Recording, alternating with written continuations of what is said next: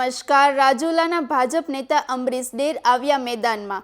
રાજુલા જાફરાબાદ પંથકમાં યોજાશે જળ સંમેલન। સીઆર પાટીલની અધ્યક્ષતામાં આગામી 28 ફેબ્રુઆરીએ જળ સંમેલન યોજાશે। અમરેલી સાંસદ ભરત સુતરિયા અને ઉર્જા કાયદા મંત્રી કૌશિક વેકરિયાની વિશેષ ઉપસ્થિતિ રહેશે। અમરીશ ડેર દ્વારા રાજુલા જાફરાબાદ પંથકમાં જળ સંચયના કામો હાથ ધરવાની પહેલ। વરસાદી પાણી દરિયામાં ન વહી જાય તે માટે દરિયાકાંઠાના ગામોમાં જળ સંચય અભિયાન ચલાવાશે। સોશિયલ મીડિયાના માધ્યમથી અમરીશ ડેરે કાર્યકરો અને જનતાને આમંત્રણ પાઠવ્યું। વધુ સમાચાર માટે જોડાયેલા રહો આરપી ગુજરાત ન્યૂઝ રાજકોટ। નમસ્તે મિત્રો, હું છું આપનો મિત્ર અમરીશ ડેર। ઉપસ્થિત થયો છું આપને એક આમંત્રણ આપવા માટે। આપણે સાંભળ્યું છે કે જળ એ જ જીવન। જીવનની અંદર જળનું પાણીનું ખૂબ મહત્વ છે અને કદાચ એટલા માટે ગુજરાતની અંદર દેશની અંદર ઘણી બધી સંસ્થાઓ સરકારને સાથે લઈને જળ સંચય અભિયાન કરી રહી છે। મારે આપને કહેવું છે, મારે આપને આમંત્રણ આપવું છે કે શ્રી ગીર ગંગા પરિવાર ટ્રસ્ટ રાજકોટ પણ ઘણા વર્ષોથી ગુજરાતની અંદર વરસાદનું પડેલું પાણી દરિયામાં જતું અટકાવી શકાય અને એનું જળ સંચય થઈ શકે એના માટે કાર્યરત છે। તેઓને સાથે લઈ શ્રી ગીર ગંગા પરિવાર ટ્રસ્ટ રાજકોટ અને આપણી શ્રી રાજુલા તાલુકા કૃષિ સેવા સહકારી મંડળી કે જે મંડળી આપણે થોડા સમય પહેલાં જ ઓપન કરી છે અને આ વિસ્તારના ખેડૂતો, ખેત મજદૂરો, ખેતી સાથે સંકળાયેલા લોકો અને અન્ય લોકોને મદદરૂપ થવાની ભાવના સાથે કામ કરી રહ્યા છીએ। એટલે આ બંનેના ઉપક્રમે આપણે એક જળ સંમેલન કાર્યક્રમનું આયોજન આપણે કરી રહ્યા છીએ। આ કાર્યક્રમના અધ્યક્ષસ્થાને દેશના જળ સિંચાઈ મંત્રી આદરણીય શ્રી સીઆર પાટીલ સાહેબ છે। સાથે સાથે આપણા કાર્યક્રમની અંદર આપણા સાંસદ આદરણીય ભરતભાઈ સુતરિયા, આપણા જિલ્લાના મંત્રી શ્રી આદરણીય શ્રી કૌશિકભાઈ વેકરિયા, પ્રદેશ ભાજપના મહામંત્રી અને ધારાસભ્ય શ્રી અનિરુદ્ધભાઈ દવે, સહકાર શિરોમણી આદરણીય શ્રી દિલીપભાઈ સંઘાણી અને આપણા જિલ્લાના તમામ ધારાસભ્યશ્રીઓ આ કાર્યક્રમમાં ઉપસ્થિત રહેવાના છે એવી વાત છે। આપ બધાને પણ આ કાર્યક્રમમાં ઉપસ્થિત રહેવા, સહિયારો પ્રયાસ કરવા અને સહિયારો પુરુષાર્થ કરવા માટે આ બધાનું આમંત્રણ આપી રહ્યો છું।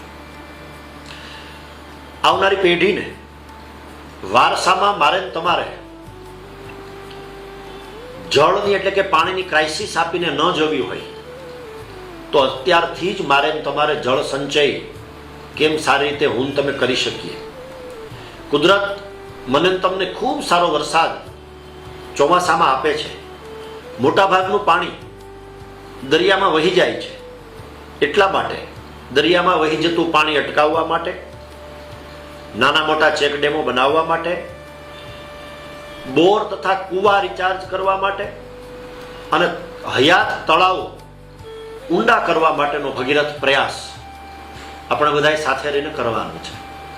અને એટલા માટે આ બધા વચ્ચે ઉપસ્થિત થયો છું। ત્યારે આગામી 28 ફેબ્રુઆરી શનિવાર સાંજના 4 કલાકે માર્કેટિંગ યાર્ડ રાજુલા ખાતે આપે મિત્રો સાથે, કાર્યકર્તાઓ સાથે પધારવાનું છે અને આપનાથી જે યોગદાન થઈ શકે, જરૂરી નથી પૈસાનું જ હોય, સમય આપવો એ પણ યોગદાન છે, મહેનત કરવી એ પણ યોગદાન છે, પહોંચી શકાય તો થોડા રૂપિયા આપવા એ પણ યોગદાન છે।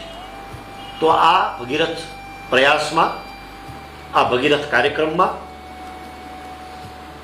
એકબીજાના ખભે ખભો મિલાવીને આગળ જઈએ, જેથી કરીને રાજુલા વિધાનસભા સીટ ઉપર ખૂબ જાજુ કાર્ય જળ સંચયનું થઈ શકે એ માટે હું આપને આમંત્રણ પાઠવી રહ્યો છું। કાર્યક્રમ નિયત સમય મુજબ 4 વાગે આપણે શરૂ કરીશું। 7 વાગે કાર્યક્રમ જળ સંચય અભિયાનનું પૂર્ણ કરીશું, સંકલ્પ લઈશું. 7 વાગે આપણી પ્રણાલી મુજબ વાળું ભેગું કરશું, એટલે કે ભોજન સાથે કરીશું. અને ભોજન કર્યા પછી ગુજરાતના ખૂબ સારા કલા સાધક એવા શ્રી રાજભા ગઢવી અને અન્ય મિત્રોને આપણે ડાયરાના માધ્યમથી સાંભળીશું. અને જે થઈ શકે એ આપણા વિસ્તાર માટે આપણે કરીશું. આ પ્રયાસ સહિયારો પ્રયાસ બની રહે અને સમગ્ર ગુજરાતમાં એક સારું ઉદાહરણ, એક સારું એક્ઝામ્પલ હું ને તમે સેટ કરી શકીએ, જેથી કરીને આવનારી પેઢીને એક સારો મેસેજ હું તમે પાસ કરી શકીએ. શ્રી ગીર ગંગા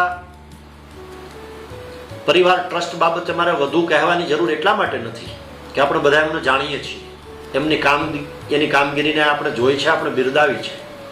તો એ જ્યારે મહેનત કરીને આપણા વિસ્તારમાં આવી રહ્યા છે ત્યારે હું ને તમે આમાં આગળ વધીએ, કાર્યક્રમમાં જોડાઈએ, સંકલ્પ કરીએ, યોગદાન આપીએ, એવી મારી આપ સૌને નમ્ર વિનંતી છે. જય હિન્દ, જય ભારત, વંદે માતરમ.